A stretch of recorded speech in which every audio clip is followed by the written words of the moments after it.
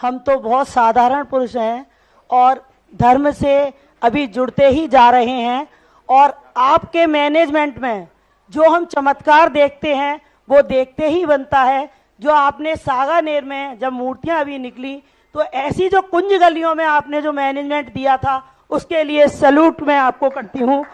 और महाराज जी, मैं ये देख रही हूँ कि हमारे मनोज भाई 27 तारीख के प्रवचन की चर्चा करते हैं, कभी किसी पर प्रवचन की चर्चा करते हैं। मुझे तो ये लगता है कि हर दिन ही मुझे कुछ नया सीखने को मिलता है। कभी हम त्याग को सीख रहे हैं, तो कभी घर गृहस्थी को चलाने के मैनेजमेंट गुरु सीख रहे हैं हम आपसे। और महाराज श्री, मेरी जिज्ञासा तो ये है कि एक हंसी मजाक में एक प्रस्ताव आता है कि 24 समोसरण का जो भव्य आपका विधान होगा, उसमें कोई दान दे दे और कोई बैठ जाए। तो आजकल ये चर्चा का विषय बना हुआ है, सभी लोग किराए की चीजें लेना शुरू कर गए हैं। जैसे आजकल किराए की कोख भी ली जाती है, ऐसे क्या जो दूसरे के दान से और उस पर बैठेगा तो उसको क्या पुण्य लगेगा या नहीं लगेगा? कृपया मार्गदर्शन करें। हमारे यहाँ धर्म करने की 3 व्यवस्थाएं बनाई हैं, कृत, कारत और अनुमोदन। जब व्यक्ति कृत नहीं कर पाता है, आज मान लीजिए कोई व्यक्ति है, उसका मन कर रहा है कि ऐसा महान लोकोदय तीर्थ क्षेत्र बन रहा है, आज कुछ नहीं दिख रहा है महानुभाव आपको, एक दिन यही लोकोदय तीर्थ क्षेत्र तुम्हारे लिए एक ऐसा मस्तक ऊंचा करेगा और तुम गर्व से कहोगे कि मैं उस आगरा का हूं जहां लोकोदय तीर्थ क्षेत्र। मुझे दिख रहा है वो भविष्य, मुझे दिख रहा है वो भविष्य की, क्योंकि तुम मूर्ति बन जाती है तब पहचानते हो, और शिल्पी पत्थर में ही मूर्ति को देख लेता है।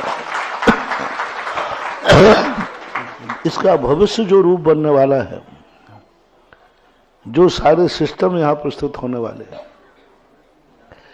इनको सुनकर के कई लोगों के मन में भाव आ जाए कि ऐसे क्षेत्र की स्थापना पर मेरा अर्घ चढ़ना चाहिए, ऐसे तीर्थ की स्थापना मेरी उपस्थिति होना चाहिए, ऐसे माटी को तीर्थ बनाने वाली प्रक्रिया, ये विधान साधारण नहीं हो रहा है। ये पतित को पावन बनाने की प्रक्रिया है, ये माटी को चंदन बनाने की प्रक्रिया है, पद्दलित माटी को तीर्थ की तिलक चंदन बनाने वाली प्रक्रिया है। और जो ऐसे क्षेत्र की साक्षी बनेगा, तुम्हारे जीवन में कभी विपरीतताएं आएंगी भी, तो विपरीतताएं तुम्हारी जिंदगी को कभी पतित नहीं कर पाएंगे, क्योंकि तुमने एक माटी को बनाया। और ऐसा भाव किसी के मन में आ जाए और वो किसी कारण से विधान में नहीं बैठ पा रहा है, तो जैनाचार्यों ने कहा तुम भली ना बैठ पाओ, लेकिन जो बैठने में असमर्थ है, यदि उसको बैठा देते हो तो भी आपको करने के बराबर पुण्य लगेगा। कारत कहलाता है। मैं नहीं कर पाया और दूसरा कर नहीं सकता था, मैं कर नहीं पाऊंगा क्योंकि मेरा समर्थ है। एक ऐसा है जो करना चाहता है लेकिन वो बैठ नहीं पाएगा, तो समर्थ वो दे देगा, बैठ ये जाएगा। ये अंधे और लंगड़े की कहानी है। अंधा और लंगड़े की कहानी सुनी होगी आपने। एक जंगल में अंधे और लंगड़े दोनों में आग लगी चारों तरफ। अंधे को दिखता नहीं है और लंगड़ा चल नहीं सकता। दोनों ने मैत्री की। लंगड़े ने कहा मेरे पास आंखें हैं, अंधे ने कहा पास पैर हैं। अंधे ने लंगड़े को कंधे पे बैठा ला। अंधा रास्ता दिखाता, अंधा जो है चलता जाता है और लंगड़ा रास्ता दिखा जाता है, और दोनों जंगल के बाहर निकलकर बच गए। इसी प्रकार से अंधे और लंगड़े की कहानी है। एक बैठना चाहता है लेकिन बैठ नहीं पा रहा है, किसी का समर्थ नहीं, पैसा नहीं है। और एक के पास पैसा है लेकिन वो बैठने का समय नहीं है।